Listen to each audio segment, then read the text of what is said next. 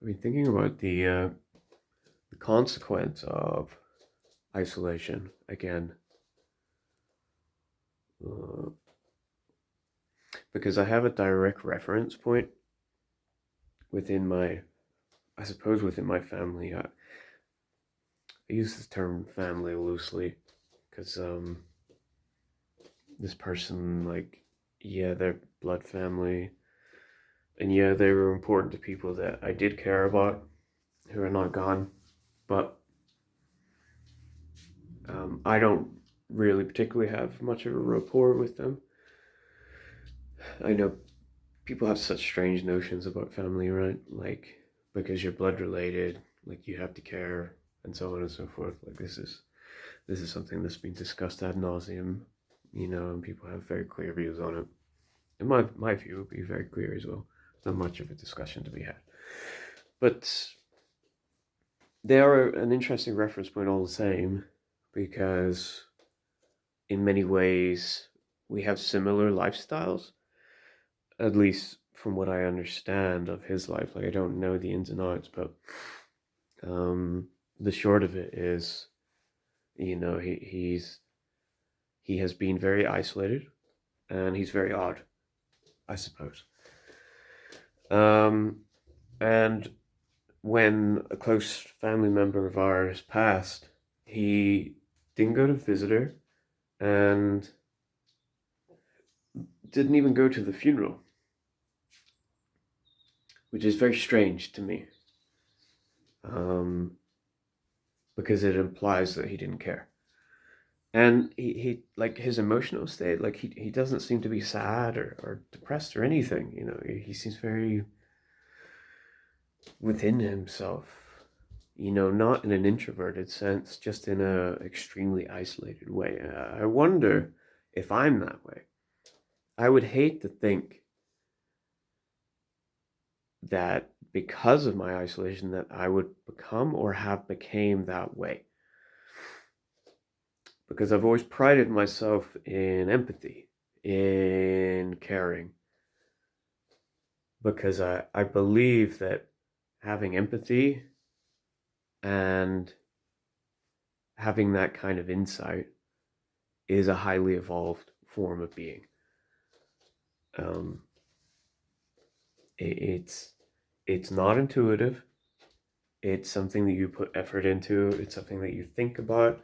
It's something that comes with time, with experience, with wisdom. You're not born into it. It's something that evolves within you.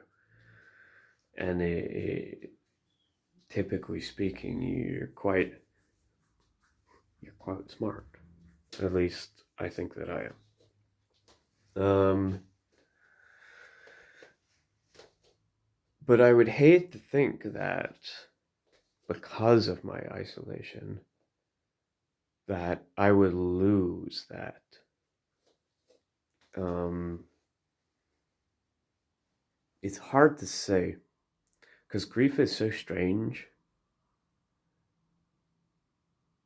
It's not surface level. It's not everyday. Most of the time, like, I don't give a fuck. Like, I just don't care. This person that is not with us. I don't feel the same kind of heartbreak that I would for something like an immediate loss, something that I had every day, like heartbreak or, pining for something. Because I'm not feeling that, I'm wondering if it implies that I didn't care. Because I can say intellectually, my higher brain processing that I care, but that's not what feeling is. Feeling is, it's not something that you conjure. It's not something that you analyze. It's just something that is. It's something that you can't control. Um, and I have had moments of that uncontrollable, instinctual, emotion in relation to this event that happened, this loss. But most of the time, it's kind of just like a numb nothingness. And I'm wondering if that nothingness is because I am and have been such an exile, you know? Because that would be troubling if so. And this was something that I was quite conscious of, because it wasn't a surprise in a way. It was something that was building up, this loss. And it's something that I was aware of. So I made a lot of effort to become a feature, to become a helpful influence, I suppose. Whether I was or not, I don't know. But I made efforts to be that way, to demonstrate that I did care, to spend time with this person before they go. I don't feel like it was enough, at least for my own satisfaction, but that's a separate discussion.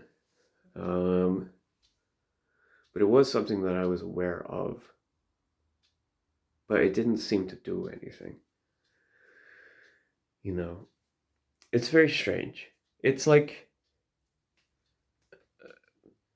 it's almost like I'm not processing properly, because I know that I do miss this person, but I don't have that. There's almost like a detachment associated with it. I'm having a lot of difficulty kind of like parsing through that. It doesn't bother me. It's not something that is attached to panic or distress or anything. It's just kind of like a curious point. It's like, why am I so detached? That's kind of weird, because I know that I care. Because I think about this person and I'm like, wow, they're not here anymore. I really wish they were here, but they're not. And normally, when I think about, like, you lose a girlfriend or something, somebody that you love and you spend a lot of time with every day, when you reach that point where you're like, oh, they're not here anymore, I can't do this, this, and this with them anymore.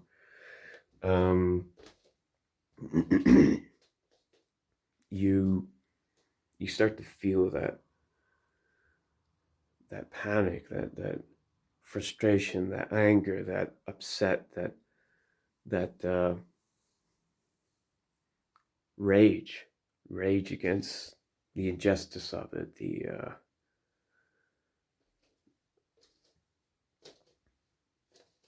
rage against the infinite, against the finite and the infinite. I don't have that.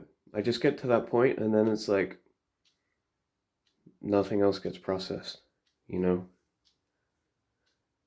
So I fear that it's because of my isolation that I've somehow become dulled,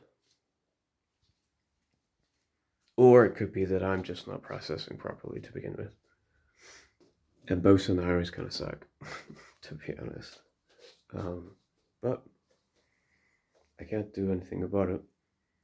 I do think that emotions are. I believe that you can become emotionally fizzled. By fizzled, I mean like fried. I think that you can become. So you can have too much happen, and then you short circuit, and you stop kind of processing properly. I feel like that might be what happened to me, because there's so much has happened in this year, and most of it has been bad. That I've kind of just unconsciously shut off in my head, which is very weird. because as somebody who's in always 100% control of themselves at all times, which I am and always have been, um,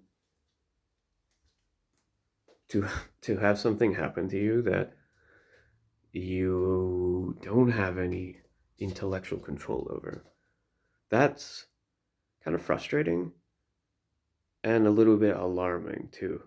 Because how do you fix that?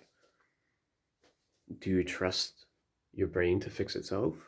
What if it never fixes?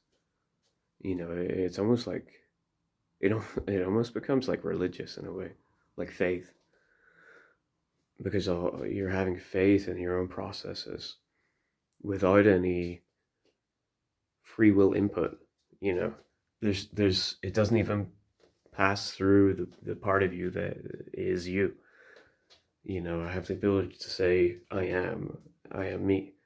I do this. I lift up this can of oil. I lift up this jar. It's mechanical. I can even just think about it. I'm lifting up that kettle in my hand right now. I'm not doing it, but I'm thinking about it. So how do I go from that to I will myself to feel properly again, or I will myself to control my emotions, to feel again. Um, I will myself to grieve properly. I will myself to feel heartache about this person that is no longer here. I can't. Like it just doesn't work. I don't understand how you're supposed to do that. So I just have to, I suppose, trust in time, which always seems to be the thing. I hate time. I hate time. I hate time and I hate death. I think time and death are in cahoots with each other, and I hate them both bitterly. But that's another matter for another time.